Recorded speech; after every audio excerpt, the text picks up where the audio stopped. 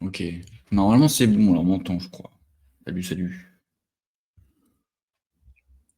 Yes. Normalement. C'est bon. Salut Claire. Yes. Attends encore une petite minute. Premier live 2025 No Code France. Donc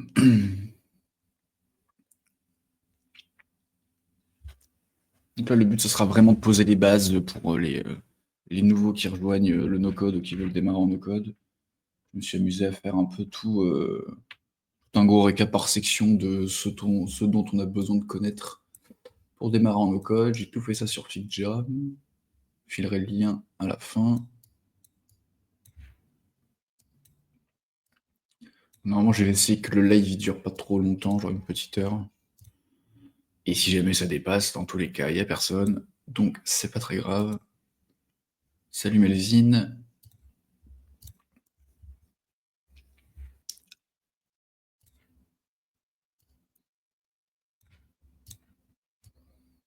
Hop. Et hop, 17h, c'est parti. Donc, l'idée de ce live, je vais vous présenter un petit peu ce qu'on va couvrir. Donc, tout ce qui est le no-code en général, les profils types qu'on peut retrouver en tant que no-codeur, les types de no-code. Donc, il y en a deux. Il peut y en avoir plusieurs, mais j'ai sélectionné deux pour que ce soit le plus simple possible. Tout ce que tu as besoin de savoir en no-code, les technologies web, les compétences à savoir, tout ce qui est communauté, ressources, formation, et les gros red flags et petits tips à savoir quand on veut commencer en no-code, bien entendu. Donc, ici, dans tous les cas, ouais, le lien, comme je vous ai dit, il sera partageable, et j'ai mis ici le premier Figma que j'avais fait il y a quelques temps, je crois que c'était il y a 2 mois, sur la liste un peu des outils no-code à utiliser, et un démarrage de stack technique avec Filout, Softer, Airtable, pour commencer à faire ses premières applications. Donc, le no-code, c'est quoi? C'est tout simplement en fait le métier de développeur sans avoir à connaître les langages de programmation. Donc maintenant, il va y avoir un nouveau terme qui va apparaître, qui est apparu depuis quelques mois, c'est le développement visuel de sites internet, d'applications, d'automatisation. Donc en gros, le but, c'est qu'on fait du code, mais on ne le voit pas. Donc en fait, il y a des développeurs justement qui ont fait ces plateformes et ces outils qui nous permettent aux non-développeurs de faire des actions de dev. Donc c'est pour ça que le no-code, c'est pas forcément facile, parce qu'il faut quand même avoir toute la logique développeur qu'on n'a pas forcément quand on se lance dans le no-code. Et à force de pratiquer, quand on veut faire du bon no-code, que ce soit un peu efficient et scalable, et ben, tu as quand même besoin de savoir à quoi ça ressemble le code ou des méthodes de développement.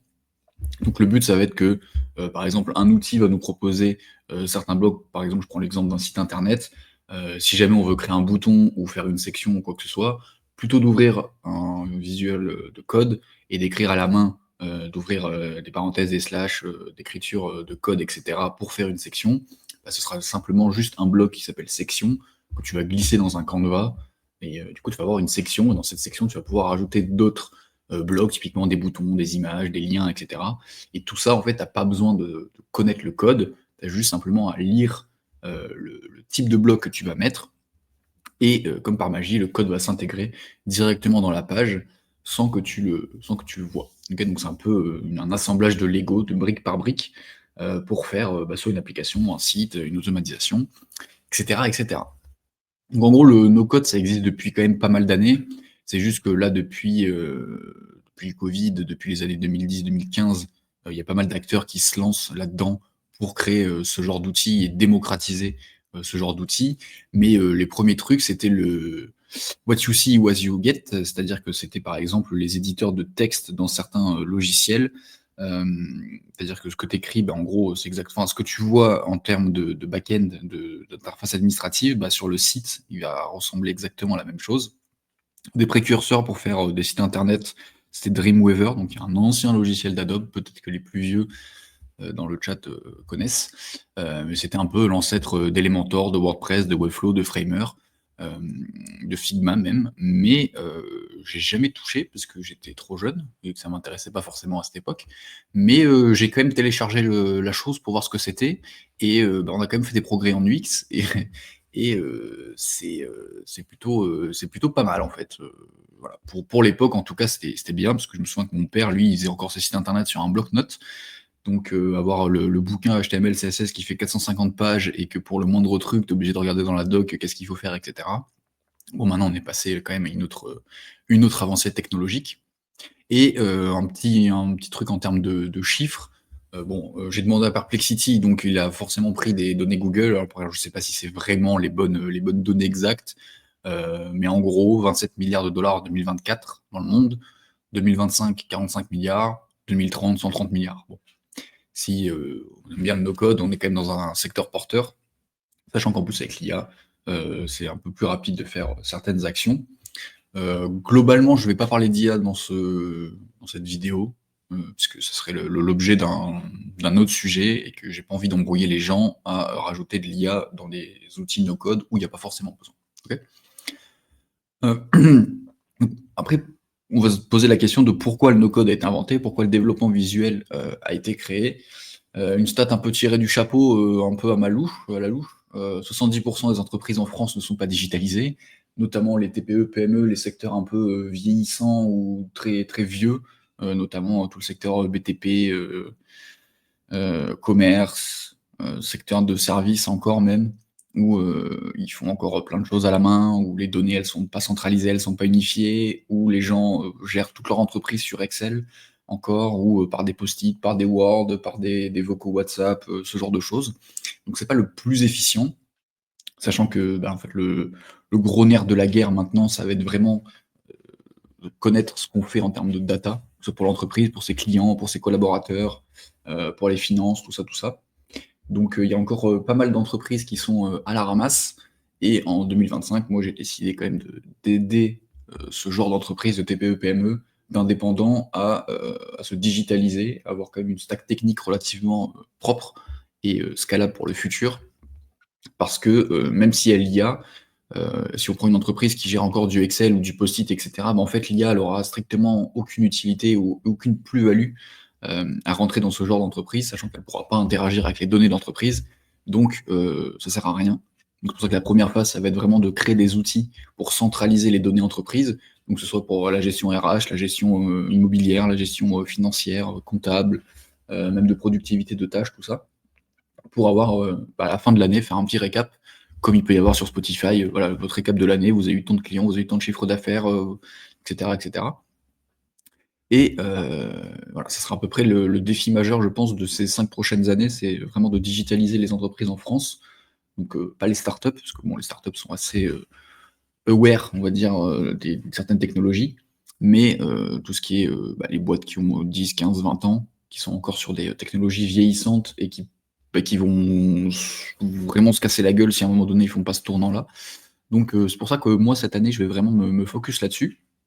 Donc ça rejoint la deuxième partie d'après les types de profils et les types de no-code. Donc moi, ça sera plus la partie opérationnelle no-code, donc de créer des applications et des bases de données pour les entreprises, pour que chacun dans l'entreprise pourra gérer ses données, pourra utiliser certaines fonctionnalités et tâches, et pourquoi pas après plugger des outils, des interfaces en plus. Mais vraiment, le premier pilier, c'est vraiment d'unifier la data, parce qu'il y a vraiment beaucoup trop de pertes d'argent, de temps, de productivité, de tout ce que vous voulez, encore aujourd'hui. Je vous ai pris une citation aussi, les données sont nouvelles or noir, elles sont la ressource la plus précieuse que nous avons aujourd'hui. De plus en plus, avec tout ce qui est réseaux sociaux, internet, tout ce qui est connecté, les montres, les tablettes, les téléphones, les balances, la cuisine, les frigos, etc., en fait, il y a de la donnée de partout. Et je pense que quand tu es maître de ta donnée, tu sais à peu près quoi faire dans ta vie, dans ton entreprise, etc., etc. Ça permet de monitorer un peu tout ce que tu auras envie de faire. Et j'ai pris aussi deux termes qui sont potentiellement inconnus pour certaines personnes, connus pour d'autres. Donc le premier, c'est le shadow IT. Donc typiquement, c'est utilisé dans les grosses boîtes où, mettons, je sais pas moi, tu prends Total ou des entreprises du CAC 40 qui sont encore sur des logiciels qui tournent sur Windows XP, où l'interface, elle est vraiment pas bonne, où il manque certaines fonctionnalités, ou, etc. En fait, ce sont les employés directement qui vont se créer ses propres outils, leurs propres outils, pour être plus efficients sur certaines tâches, sur certains projets, etc. Mais dans ce genre de groupe, ben, en fait, tu vas avoir le pôle informatique qui doit quand même vérifier tout ce qui se passe en termes de sécurité, de données, et cetera. Et de plus en plus, en fait, les outils ne suivent pas. Donc, les employés se créent ses propres outils. Et des fois, ça peut poser des problèmes, comme ça peut révolutionner des boîtes. Ça dépend du management de l'entreprise, ça dépend des valeurs, des missions de l'entreprise, et cetera. Et du coup, ça rejoint en fait le terme citizen developer, où c'est l'employé qui crée des applis métiers pour lui ou pour son équipe. Et dans cette définition, il est marqué employé, mais je pense que ça peut vraiment se généraliser à toute personne humaine qui a un cerveau et un internet. Donc pour créer n'importe quelle application, surtout maintenant avec l'ère de l'IA, on peut juste en 3 lignes faire une petite application de gestion de tâches, de liste de courses, et cetera, sans forcément avoir un truc ultra complexe. Mais je pense qu'à terme, tout le monde sera en mesure de créer n'importe quelle application. Donc c'est pour ça qu'il faut mieux prendre le train maintenant plutôt que de le suivre.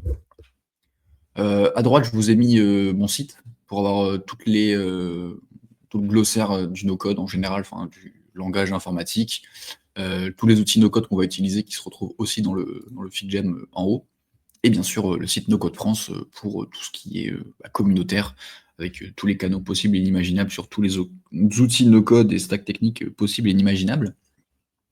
Donc voilà une petite introduction sur le no-code, sur ce que c'est, à quoi ça va servir. Ensuite, j'ai fait les profils, différents types de profils en no-code. Donc ça, c'est une idée que j'ai eue l'année dernière, ou il y a presque 2 ans, en fait, c'est de créer un mini-jeu éducatif sur le no-code. Bon, pour le moment, c'est toujours en stade de service sur Airtable et j'ai pas le temps je sais pas comment le mettre en place.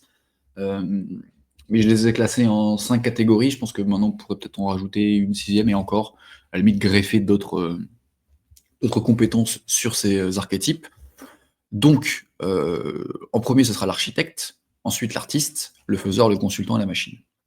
Donc en termes d'architecte, ça va être toute la partie architecture application, architecture données, architecture processus d'entreprise. Donc c'est lui qui va gérer à peu près toutes les stacks techniques, les outils qu'on va utiliser au sein de l'entreprise, la gestion de base de données, la gestion de la donnée en elle-même, toute la documentation technique que fait telle base, telle fonctionnalité, comment on la gère, comment on la maintient, les choses importantes à savoir, à pas toucher, ce genre de choses. Donc c'est vraiment les fondations. C'est comme quand tu vas construire ta baraque, tu vas pas faire l'architecte d'intérieur d'abord, tu vas d'abord faire les fondations, faire les murs, et après tu fais la peinture et tout ce qui est design, etc. Okay.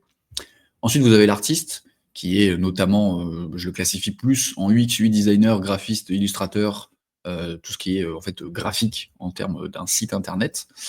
Ensuite, le faiseur, c'est plus le gars qui va mettre les mains dans le cambouis, donc l'intégrateur web en général, donc qui passe par du coup les fondations de l'architecte, le design de l'artiste, et ensuite lui, il va mettre ça en place. Donc ça peut être des sites internet, les applications, des SaaS, des produits, des dashboards, des marketplaces. Tout ça, en fait, ça sera par rapport aux 2 autres archétypes qui va pouvoir du coup mettre en place le site, le publier en ligne, qu'il y ait des utilisateurs qui puissent s'y connecter et faire toutes les choses relatives à un site internet. Ensuite, le consultant, lui, c'est un peu le big boss, on va dire, parce qu'il faut quand même connaître à peu près tous les autres archétypes pour devenir consultant, surtout si on n'a jamais fait d'informatique ou de dev ou de quoi que ce soit. Donc c'est plus la partie expérimentée du no-code. Donc c'est tout ce qui est compréhension des enjeux business des entreprises, comment on va pouvoir modéliser, digitaliser certaines tâches, certains processus, comment on va pouvoir rendre des automatisations, quel type de formulaire on va pouvoir utiliser pour faire telle ou telle donnée, etc. etc. Donc c'est vraiment une vision un peu holistique du no-code. Donc moi je conseille vraiment aux débutants de ne pas devenir consultant dès le début, parce que sinon vous risquez d'avoir de gros problèmes lors de vos premières missions. Mais ensuite, si vous aimez la tech et faire de la presta, etc., vous n'êtes pas obligé de devenir consultant.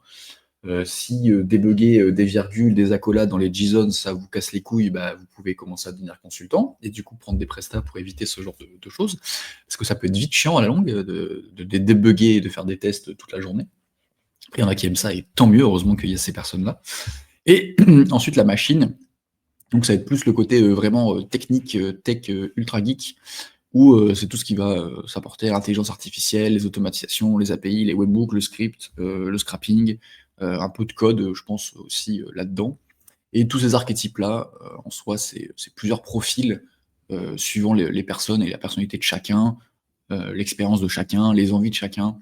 Donc tout le monde peut s'y retrouver. Tu peux très bien faire une carrière en tant que designer, tu peux très bien faire une carrière en tant que full intelligence artificielle, automatisation, et cetera, full architecte, bref. Vous avez compris l'idée, je les ai catégorisés comme ça. Peut-être qu'on pourrait en rajouter, mais j'ai pas voulu faire trop compliqué non plus. Ensuite, en termes de type de no-code, donc par rapport à ces archétypes-là, les archétypes peuvent se mettre en 2 catégories, donc soit les no-code développeurs, product builders, soit les no-code ops. Donc, même si en soi les 2 peuvent être complémentaires, j'ai préféré quand même les séparer parce qu'il y en a qui vont préférer plus la technique, rentrer dans le code, rentrer vraiment dans les débugages, dans les tests, faire un produit vraiment qualitatif, et d'autres, c'est juste pour, se faire gagner du temps, rendre la boîte plus efficiente, pardon, avoir de meilleurs processus dans la boîte, et cetera. Donc, en termes de product builder, ça va être tout ce qui est le front-end et le back-end aussi. Je vais rajouter aussi le back-end. En gros, c'est vraiment full stack, donc la partie visible et invisible d'un site internet, d'une application. Tout ce qui est création d'API, donc on y reviendra un peu plus tard sur le terme des API, mais en gros, pour faire simple, c'est ce qui régit à peu près la moitié, enfin tous les sites internet. Typiquement, quand vous êtes sur un site, que vous avez un article de blog, que vous cliquez sur un article de blog, ça fait un appel API au serveur et ça vous renvoie une réponse de l'article de blog. Typiquement, pour faire simple, ça reste ça. Et un peu plus compliqué, c'est de passer de la donnée entre 2 outils via du coup une API. Ces API sont gérées du coup dans une base de données qu'il faut créer, où il faut créer des endpoints, etc., etc. On rentre un petit peu dans le compliqué, mais il y a de très bonnes vidéos sur la chaîne No Code France qui expliquent comment faire des API, notamment avec Xano ici. Et généralement, ce type de profil-là utilise des outils où il y a déjà le front et le back en même temps. Donc, le meilleur exemple, c'est Bubble, où vous pouvez totalement faire une landing page, vous pouvez totalement faire un Uber Eats, vous pouvez totalement faire à peu près tous les types de projets qu'il y a en dessous. Donc, Bubble, Xano, WeWeb, Toddle, Flutterflow, tout ce genre d'outils, c'est vraiment un peu plus pour les techs qui aiment bien se casser la tête sur la création complète d'une application vraiment de A à Z, sans forcément prendre des templates, sans forcément prendre des blocs préconçus. C'est vraiment la gestion de projet de A à Z d'un site, d'une application, que ce soit pour un client ou pour lui, ou pour tout ce genre d'applications un peu plus compliquées que ce qu'on pourrait faire en no-code ops. Donc ici, j'ai mis quelques types de projets. Donc soit créer des types Airbnb, Etsy, Malte, Uber, des LMS, des réseaux sociaux type un Facebook, des forums, applications de mise en relation, des Tinder, une application genre Strava, des applications mobiles web et sur les App Store avec Flutterflow. Donc c'est vraiment, on peut totalement démarrer en no-code avec une création Bubble, notamment Auto, numéro 1 sur la formation Bubble bien sûr en France. Ces types de no-code, je les ai vraiment pris de cette vidéo-là, qui est quand même très intéressante. Je vous conseille de la regarder, c'est pour ça que je l'ai mise d'ailleurs ici. Et ensuite, la deuxième partie sont tout ce qui est no-code ops, donc les opérations no-code au sein d'une entreprise. Donc ça va être à peu près le rôle du consultant, mais sur des outils beaucoup plus simples d'approche. Okay. Donc ici, je vous ai mis quelques types d'outils, donc Notion, Software, Airtable, Make et Fillout. Donc Notion, tout ce qui est documentation, base de données, base de connaissances. Software pour faire des applications basées sur des bases de données Notion, Airtable. Airtable, tout ce qui est base de données, centralisation de la donnée, interface, dashboard d'utilisateur. Make pour connecter le tout, donc outil d'automatisation. Fillout pour les formulaires, pour faire connecter aussi de la donnée sur, par exemple, un client, si vous n'avez pas forcément envie d'inviter votre client sur votre base de données, mais vous avez quand même besoin de récolter des informations. Et bien pour ça, vous allez créer un formulaire sur Fillout qui sera connecté dans votre Airtable, et comme ça, vous allez pouvoir juste envoyer un lien de formulaire, et ce formulaire, quand il est rempli, ça se rentre directement dans votre base de données. Donc, ce qu'on peut faire, du coup, ce sera tous les processus à optimiser et à digitaliser au sein d'Airtable, par exemple. La structure de base de données, donc qu'est-ce qu'on va mettre dedans? Si on fait un CRM, ça sera nos contacts, les entreprises, les opportunités, les factures, les projets, les tâches, etc. etc. Certaines automatisations qui peuvent être soit chronophages, soit complètement remplacées par juste une connexion entre 2 outils. Typiquement, je ne sais pas si vous avez à nettoyer votre base CRM tous les jours avant de partir du travail, bah, vous avez juste à automatiser qu'il n'y ait pas de doublons dans votre base. Dès qu'il y a des doublons, vous les supprimez. Ça peut se faire en automatique. Comme ça, vous pouvez partir plutôt du boulot. Ensuite, un des gros rôles, ça sera de documenter un petit peu tout ce qui se passe, au sein de l'application et dans la base de données. Donc, à quelle table sert telle fonctionnalité, comment on s'en sert, quel champ faut pas toucher, si vous avez besoin, il faut aller dans tel outil, machin, et cetera, et cetera. Partant de ça, bah, en fait, vu qu'on a de la donnée qui est centralisée sur un seul outil, on va pouvoir du coup l'afficher, heu, sous forme d'interface visuelle. Donc on va pouvoir avoir sous forme de graphe, sous forme de tableaux, de boutons, de pages dans des pages dans des pages qui vous permettent d'afficher cette donnée, de la lire, de la modifier.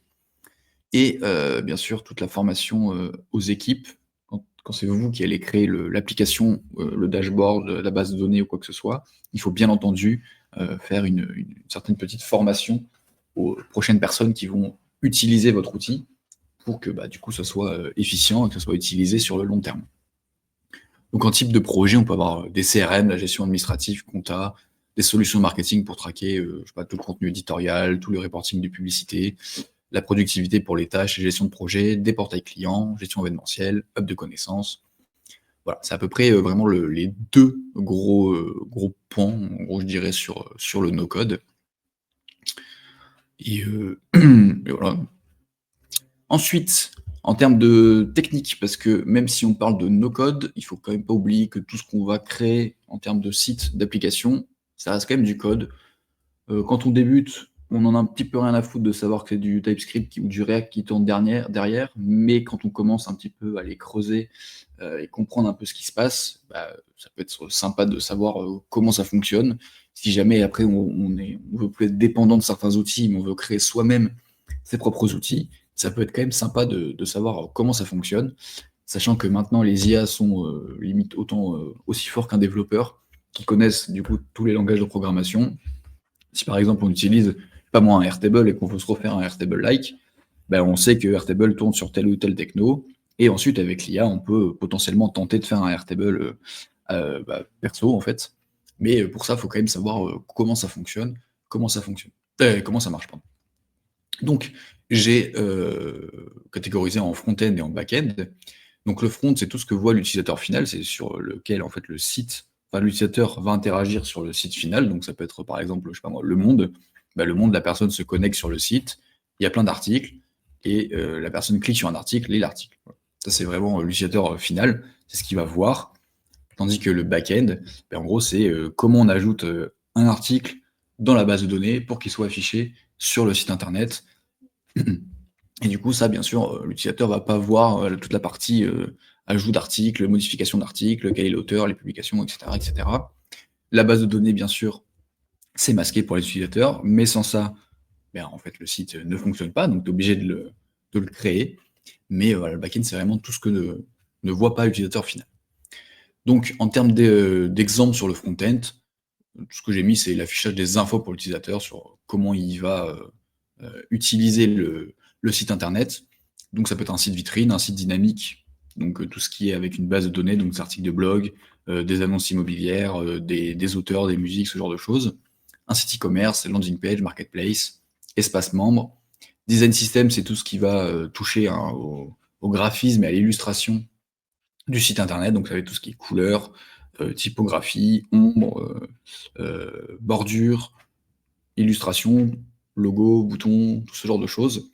Tout ce qu'en fait, l'utilisateur va voir, au final. Les dashboards aussi, ça reste quand même un front-end. Donc, quand vous allez créer un dashboard pour, une boîte, pour vos collaborateurs, vos clients et cetera, bah, faut bien qu'ils se connectent quelque part et qu'ils puissent interagir. Donc c'est vraiment sur le front-end que ça se passe.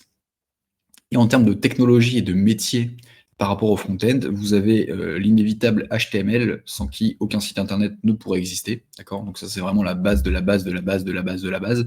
Même si on fait du no-code, c'est quand même intéressant de comprendre comment est fait une page, quels sont les types de, de blocs HTML, on va dire, pour comprendre comment fonctionne un site. Le CSS, ça va être toute la partie graphique et de couleurs et de typo, donc ça revient avec la partie design system. Okay, c'est ce qui fait que l'interface est jolie. Donc typiquement, là, ce que vous voyez ici, ben, en fait, ce logiciel était bien stylisé avec le CSS. S'il n'y avait pas de CSS, ben, on aurait juste une page blanche et juste du texte affiché noir sur noir et ligne par ligne, il n'y aurait pas de design. Et c'est pour ça qu'il y a quand même une certaine appétence à connaître comment ça fonctionne pour rendre vos applications jolies et surtout designables et enfin, comment dire? Et ouais, designées pour que l'utilisateur comprenne là où il est, ce qu'il doit faire, et cetera, et cetera.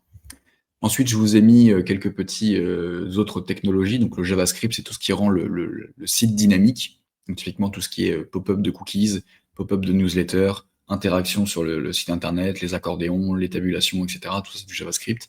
Tout ce qui est requête aussi pour récupérer de la data depuis votre base de données sur votre site internet, c'est du JavaScript.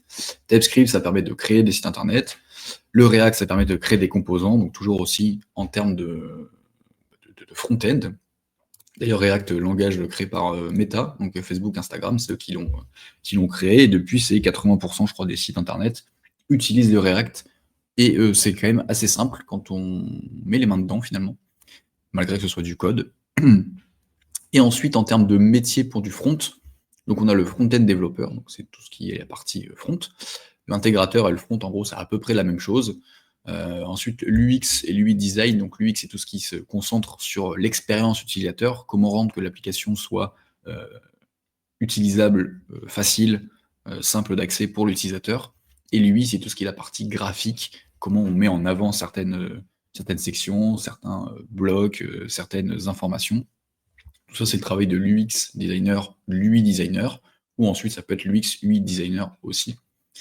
Après, je ne vais pas vous faire non plus un détail de tous les métiers. En fait, je vous affiche ces données-là pour qu'ensuite vous allez pouvoir faire vos propres recherches par vous-même. Ensuite, graphiste illustrateur, bah, c'est tout ce qui est les animations, les logos, les illustrations, l'identité graphique en général euh, de la marque en fait sur Internet. Et le 3D designer, je pourrais aussi rajouter le motion designer. Motion designer, c'est tout ce qui est vidéo, animation, micro-animation, pour rendre un peu un site qui sort du lot par certaines petites interactions ou animations, plutôt que juste une page avec du texte. Je pense qu'on aurait pu en rajouter aussi. C'est vraiment une liste non exhaustive. Après, il y a vraiment, même dans l'UX, après, il y a encore des sous-catégories. Dans l'UI, il y a des sous-catégories. Dans le 3D designer, il y a encore des sous-catégories, etc. Mais voilà, j'ai préféré mettre en gros tout ce qu'on peut faire en termes de front, et ce qui est quand même important à connaître, parce que quand on fait du no-code, en fait, on prend toutes ces casquettes. Et pareil sur le back-end. Donc, le back-end, c'est tout ce que l'utilisateur ne va pas voir, mais que sans ça, en fait, le site n'existe pas. Donc, le plus gros, c'est bien entendu la base de données, où est-ce qu'il va y avoir du coup toutes les tables avec toutes les données à l'intérieur. Si par exemple c'est une base de données d'articles, il va y avoir une table article, une table auteur, une table catégorie. Et sans ça, en fait, vous ne pouvez pas avoir un article de blog sur le site internet si c'est pas référencé quelque part.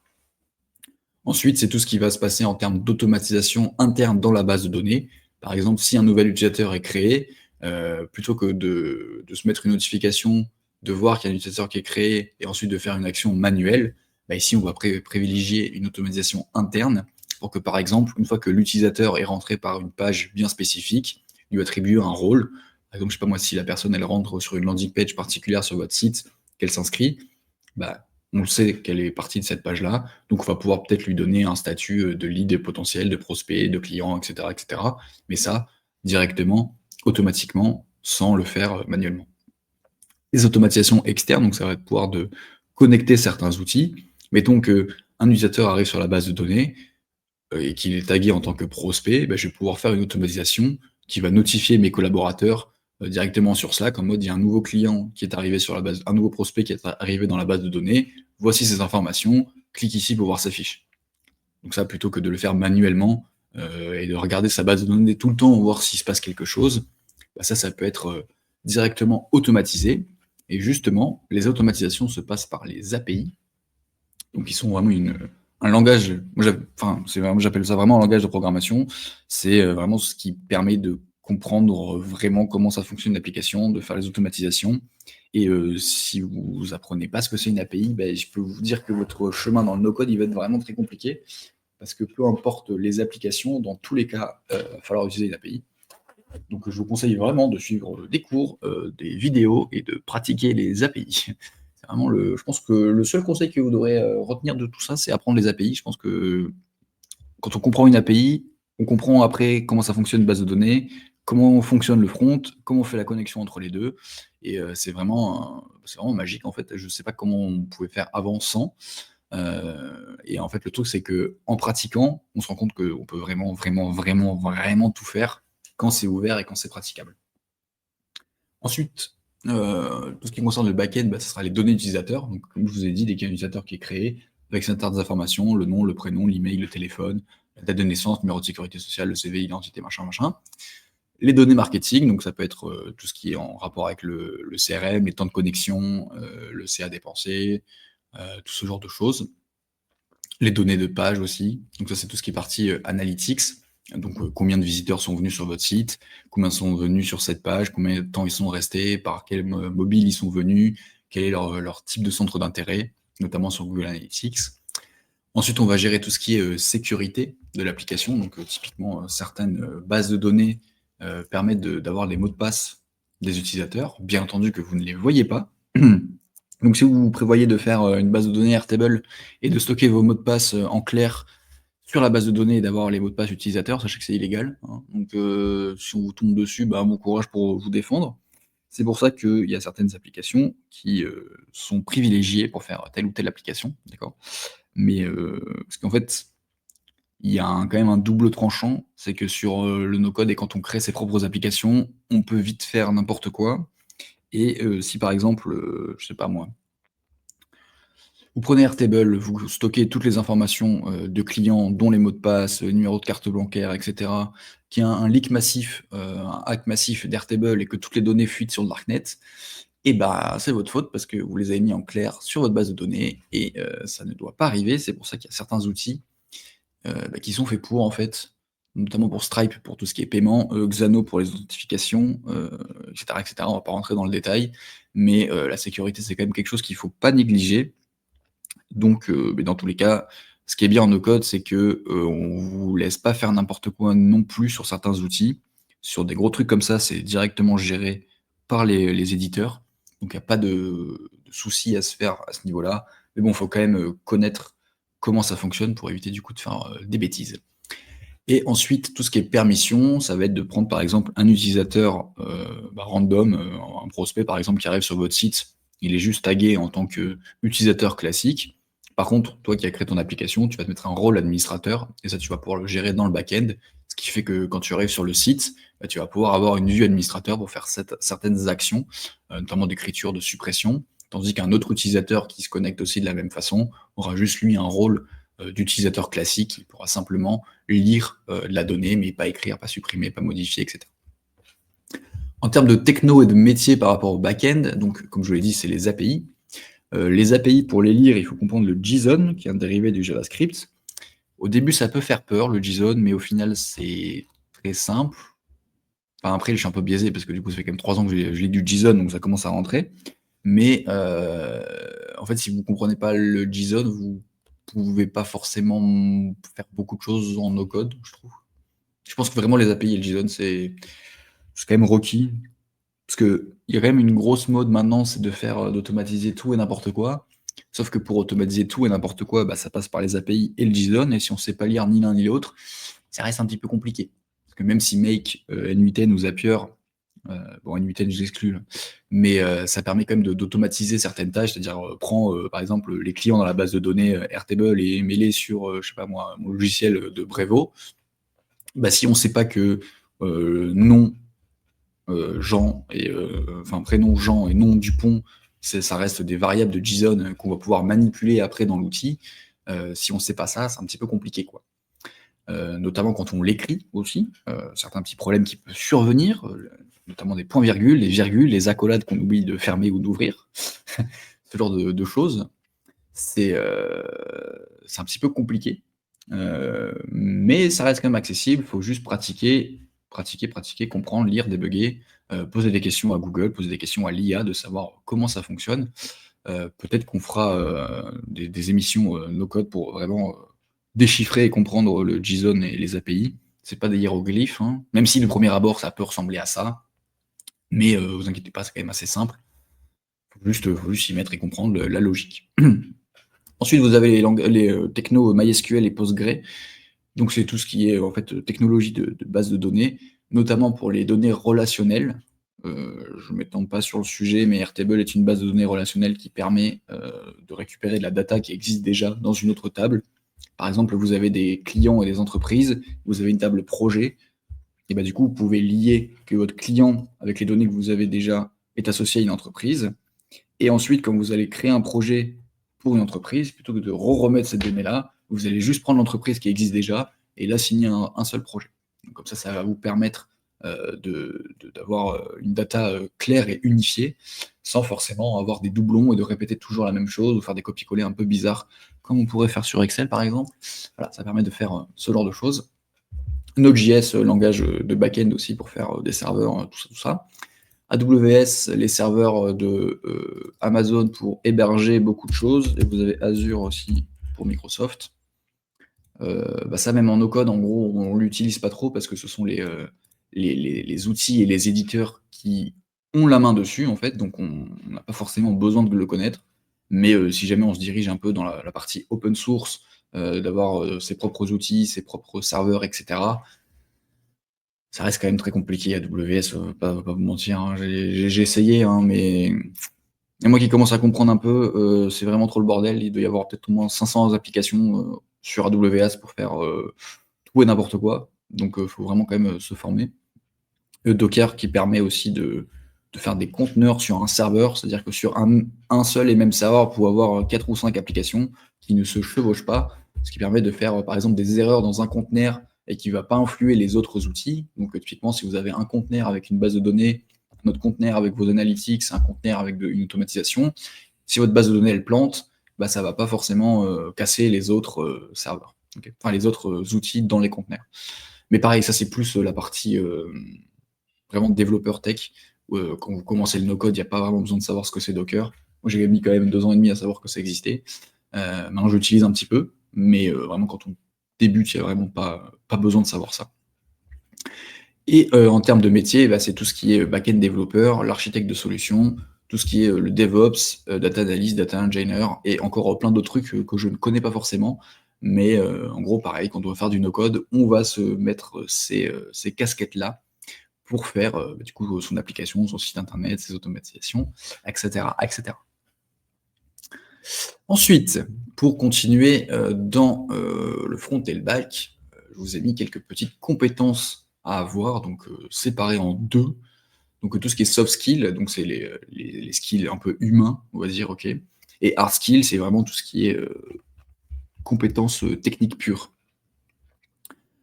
Donc après, même si on fait du no-code, ça reste quand même du dev et une logique quand même de développement à avoir. Donc il se peut qu'il y ait certains, en fait, que ça ne vous convienne pas, et c'est tout à fait normal, hein, ça arrive. C'est pas, faut pas vous blâmer parce que vous n'y arrivez pas ou vous comprenez pas. Certaines personnes qui sont faites pour faire de la tech et d'autres pas du tout.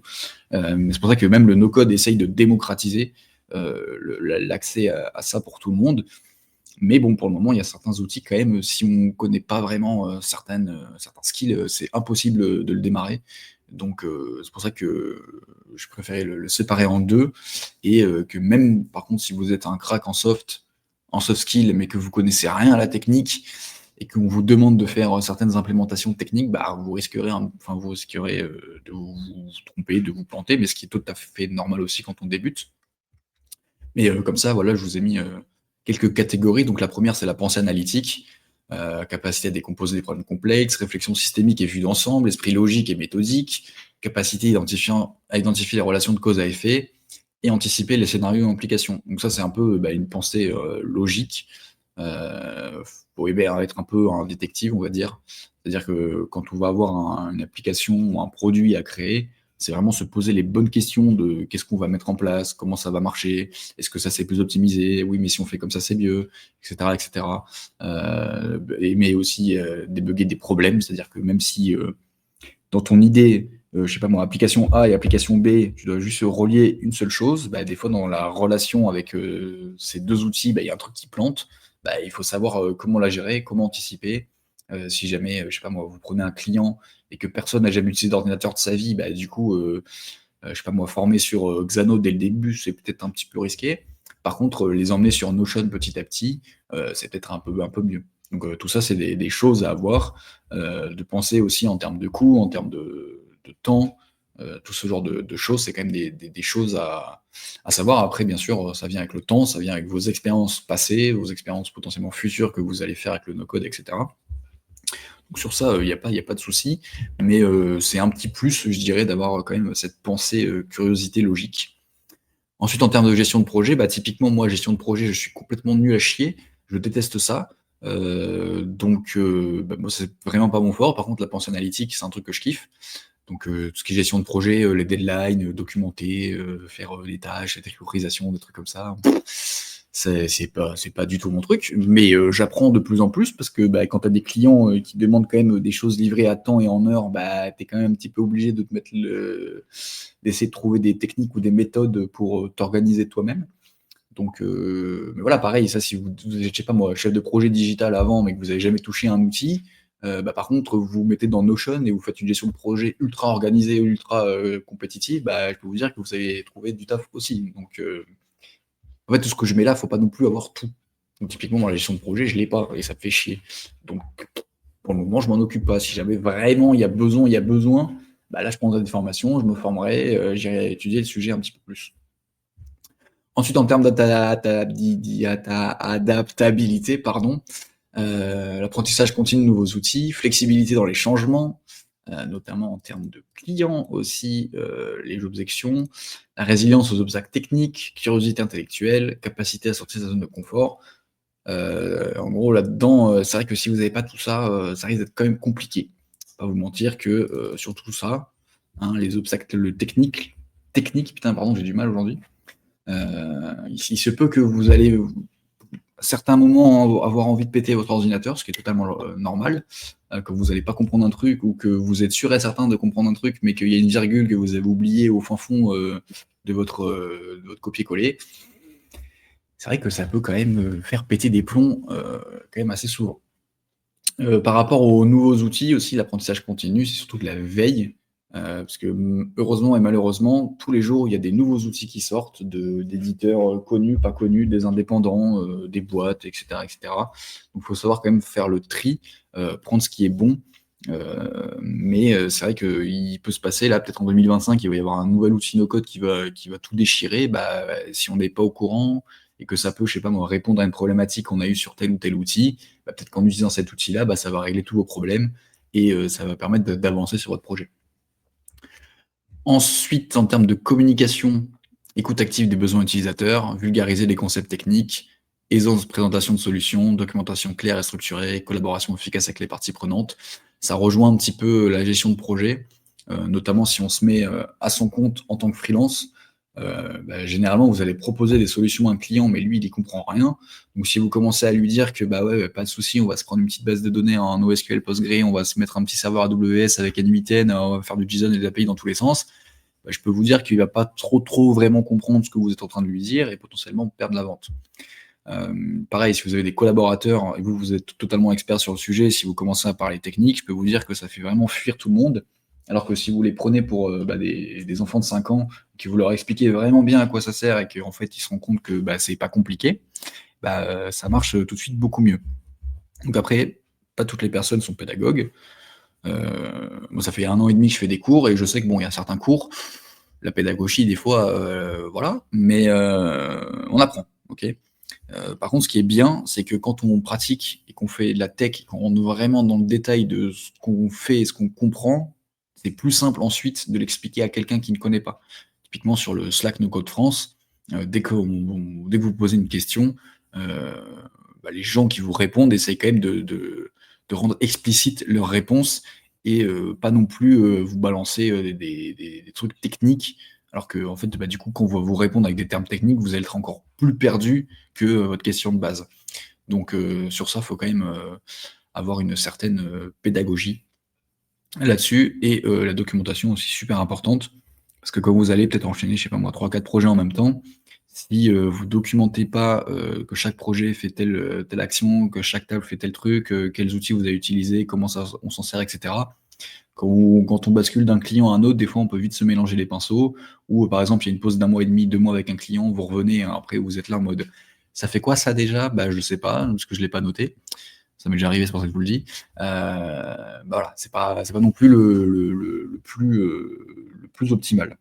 Et aussi, le fait que, vous pouvez reprendre des projets déjà existants et s'il y a pas de documentation, bah, en fait, c'est une perte de temps parce qu'il faut rétro-pédaler, redemander à tout le monde: «OK, pourquoi tu fais comme ça?» et cetera et cetera. Donc c'est quand même une bonne pratique de toujours, documenter ce qu'on fait.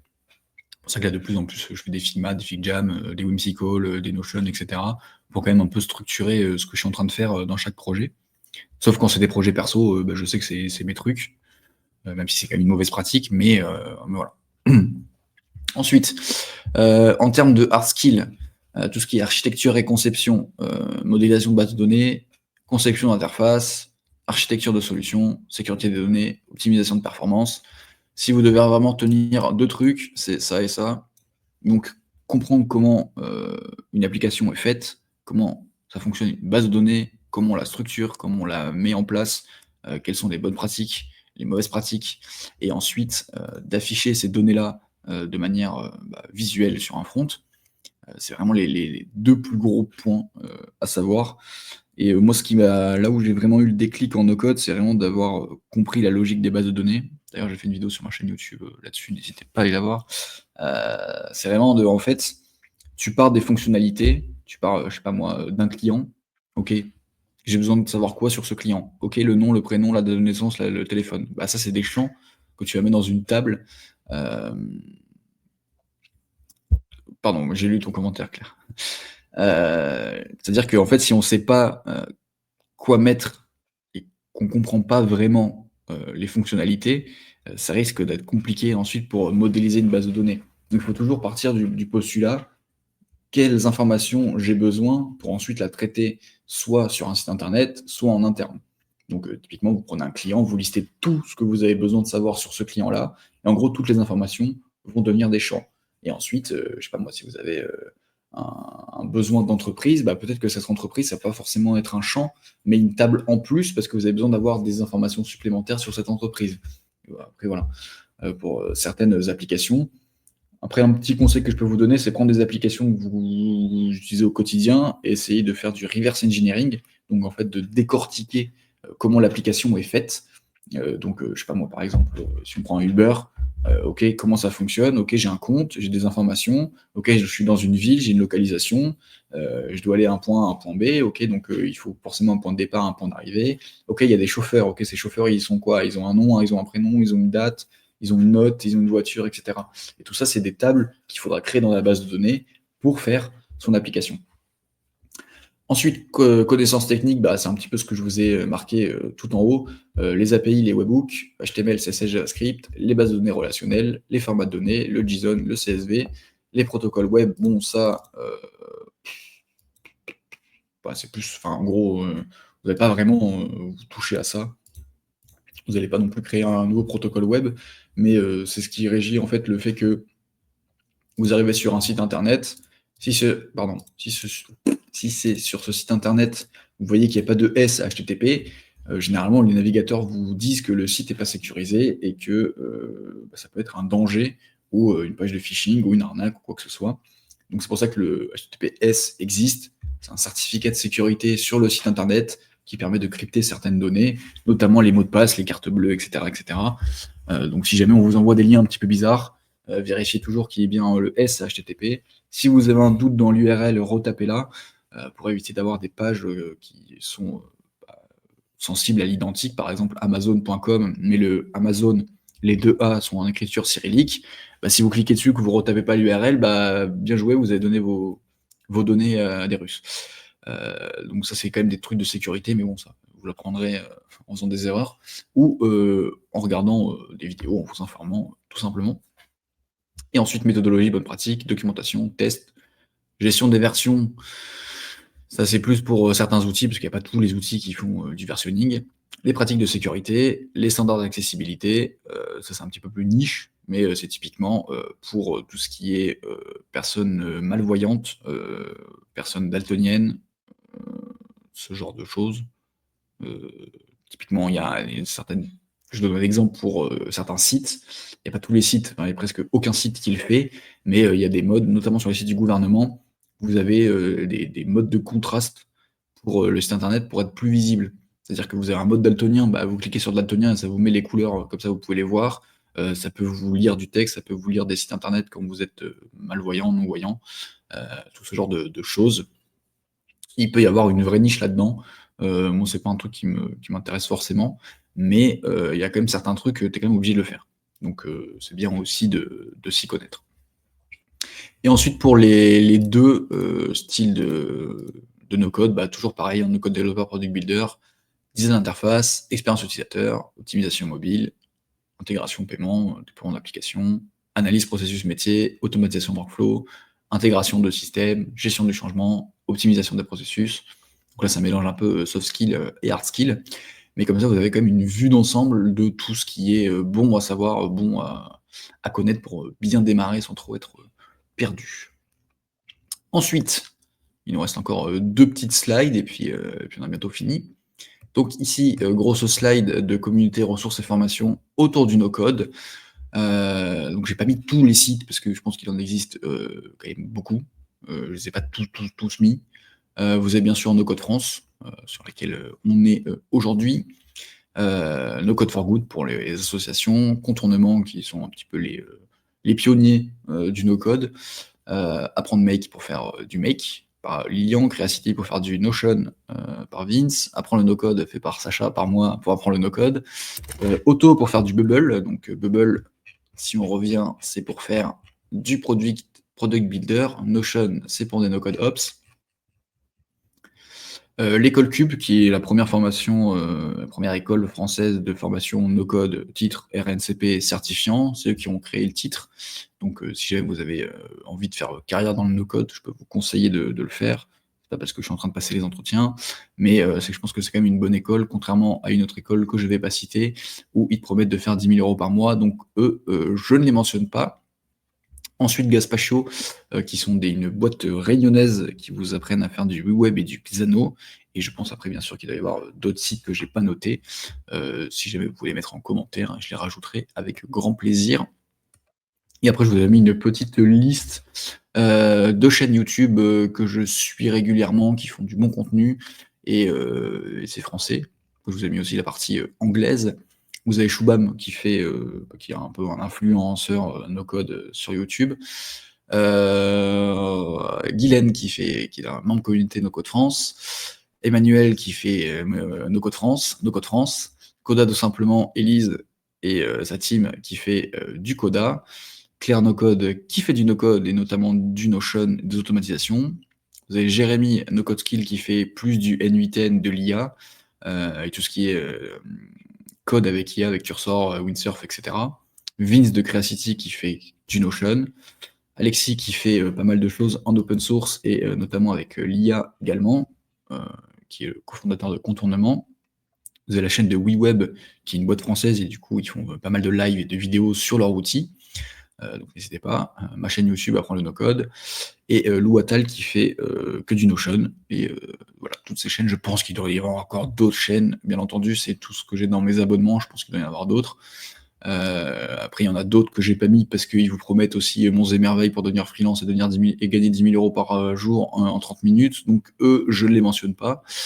Et ensuite, vous avez toute la partie US qui sont quand même un peu plus avancés. Enfin, pas forcément avancés, mais ils postent un peu plus de contenu, ils sont un peu plus réguliers, ils font un peu plus de choses parce qu'ils sont du coup anglophones, donc ils ont des facilités avec certains outils, notamment des partenariats, etc. D'ailleurs, lui, je l'ai mis 2 fois. Pas besoin. Vous avez Dan Liman qui fait presque tous les outils no-code.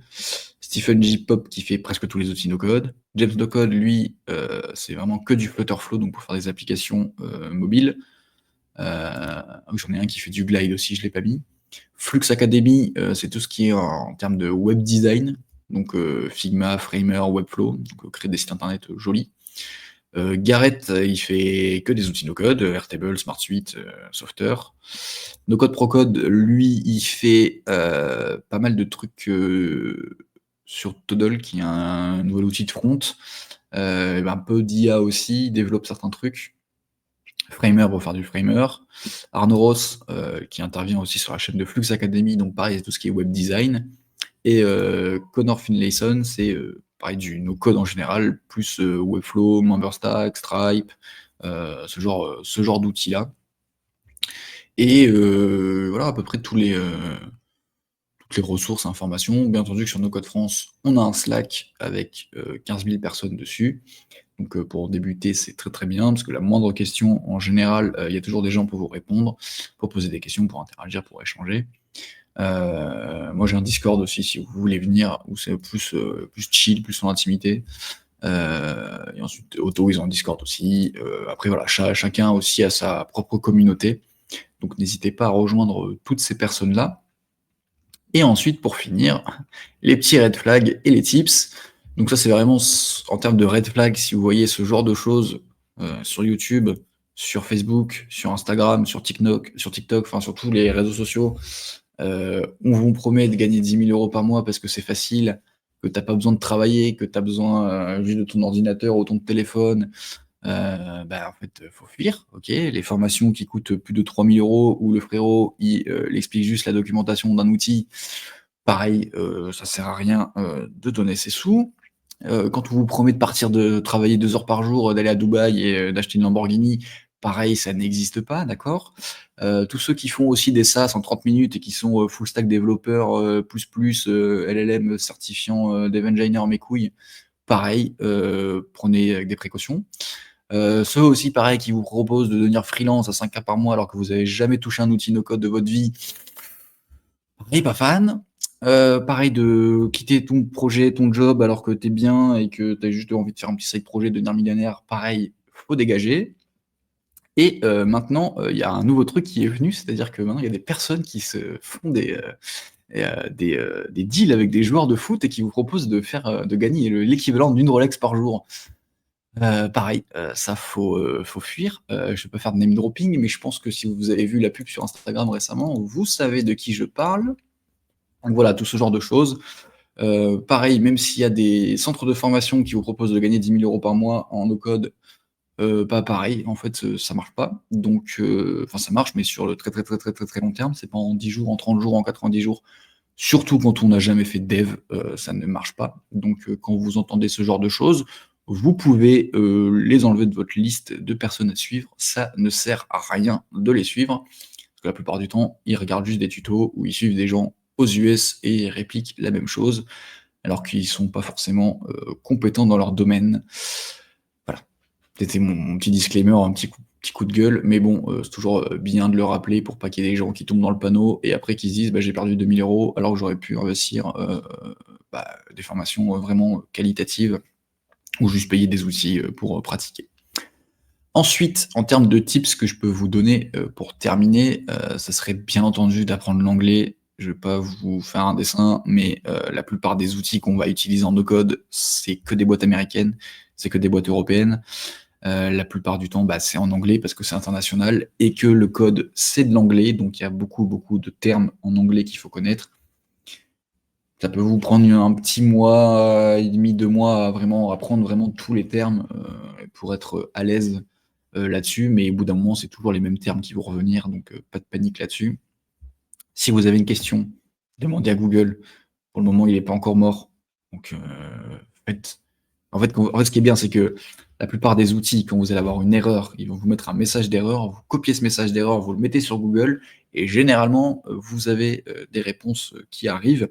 Si jamais, bien sûr, les réponses ne sont pas convaincantes, vous pouvez demander à l'IA de vous aider davantage là-dessus, ou après vous faire rejoindre le Slack No Code France, un Discord, un machin, etc., pour demander des supports et des outils, enfin des supports sur votre question. C'est pour ça que juste après, je vous ai mis les forums des outils, support des outils. Sur Airtable, il y a un forum, sur Software, il y a un forum, il y a un Slack. Sur WeWeb, vous avez un forum, vous avez le support, vous avez le Discord, vous avez tout. Sur à peu près tous les outils, vous avez un chat pour communiquer avec le support client. Ils travaillent dans la boîte, ils savent exactement comment le produit fonctionne.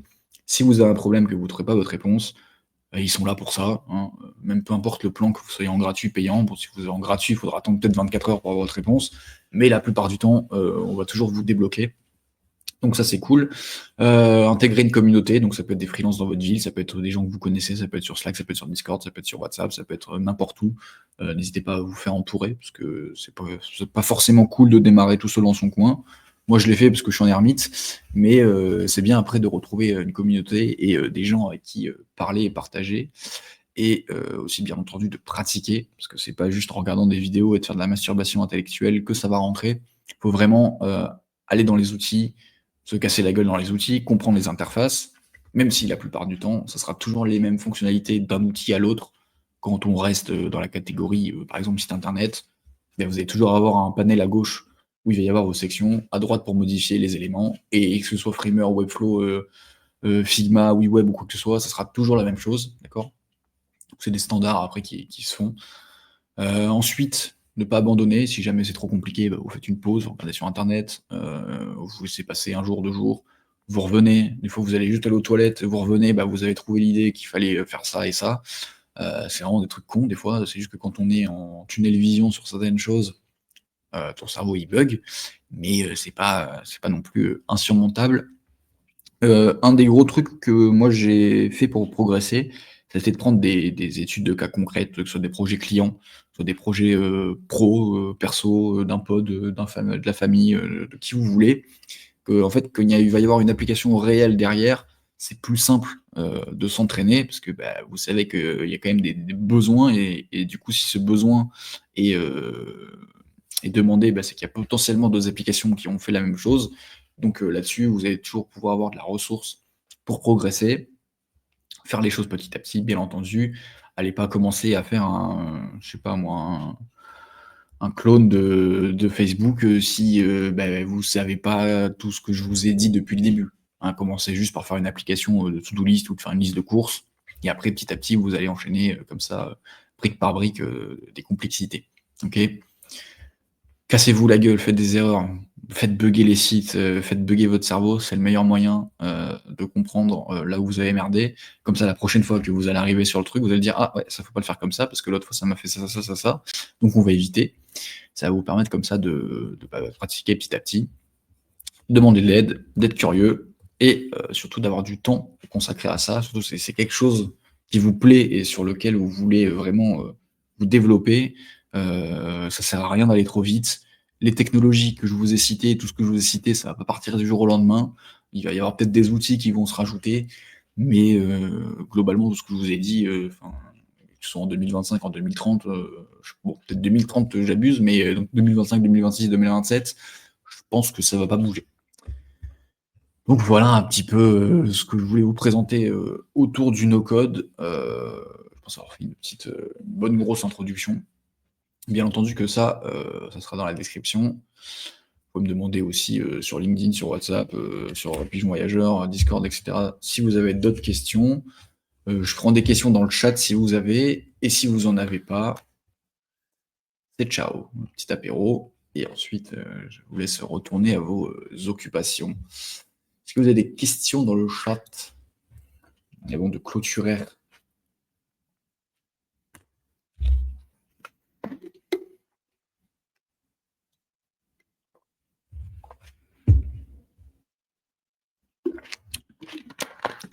Pas de questions, c'était cool. Merci Claire. Ben, pas de souci. Bien sûr que le replay sera dispo. Je le mettrai sur la chaîne, sur ma chaîne et je le mettrai sur le Slack et bah, si jamais vous avez, d'autres, suggestions, n'hésitez pas, à m'en faire part ou le mettre dans la description, dans les commentaires, tout ça quoi, les trucs de youtubeur, que je sais pas faire. Mais voilà. Bah, du coup, pour un premier stream, c'était cool, j'espère que ça vous a plu et on se dit à très vite. Ciao, ciao.